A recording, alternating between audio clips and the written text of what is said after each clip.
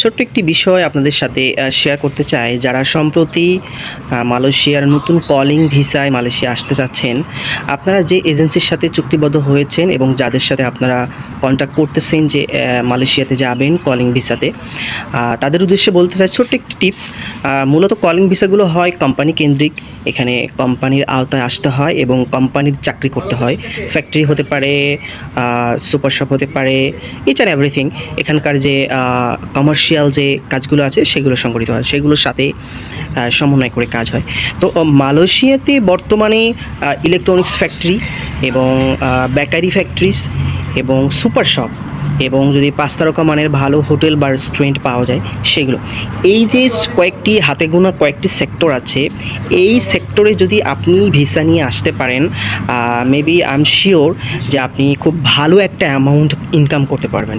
কিন্তু আদারওয়াইজ অন্য যে ছোটোখাটো ফ্যাক্টরি আছে, ফার্নিচার বা আরও অনেক অনেক ধরনের প্লাস্টিক বা অনেক ধরনের যে ফ্যাক্টরিগুলো আছে, এগুলোতে যদি আপনারা আসেন এবং এগুলোতে যদি আপনারা কাজ করেন, সেক্ষেত্রে হবে কি, আপনি আপনার যে বেসিক ন্যূনতম মজুরি আছে, বর্তমানে বাংলাদেশি টাকায় কারেন্সিতে যদি আমরা হিসেব করি তাহলে ৫২,০০০ সামথিং কম বেশি হতে পারে।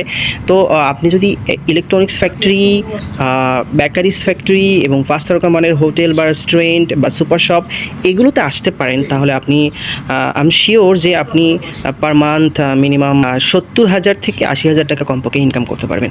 তো সেই সমস্ত এজেন্সির সাথে আপনারা ভালোভাবে চুক্তিবদ্ধ হবেন এবং তাদেরকে কন্ডিশন দিয়ে তাদের সাথে ইনশিওর হবেন যে আপনি মালয়েশিয়াতে কোন কোম্পানিতে আসছেন এবং কোন কোম্পানিতে আপনি জব করবেন, সে কোম্পানির ঠিকানা কোথায়, অ্যাড্রেস কোথায়, তাদের ওয়েবসাইট কী, সবগুলো আপনারা একটু ভালোভাবে নিজের হাতের হ্যান্ডসেট থেকেই আপনি যাচাই বাছাই করে নিতে পারবেন।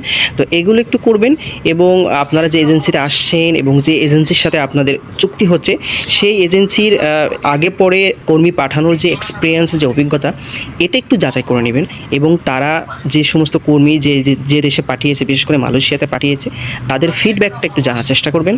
তাহলে হয়তো মারাত্মক কোনো বিপদ বা কোনো খারাপ কিছু হওয়া থেকে রক্ষা পাবেন। কেননা অ্যাভেলেবেল এরকম ১০০ জনের মধ্যে ৮০ জন প্রতারিত হচ্ছে।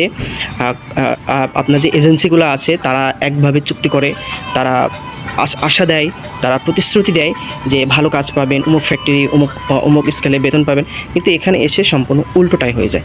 সুতরাং আসার আগে এখন সময় আছে, এগুলো একটু যাচাই বাছাই করবেন এবং আপনাদের কোনো আত্মীয় স্বজন যদি মালয়েশিয়াতে থেকে থাকে তার সাথে যোগাযোগ করে কানেক্টেড করে এই বিষয়ে একটু এনশিওর হয়ে নেবেন।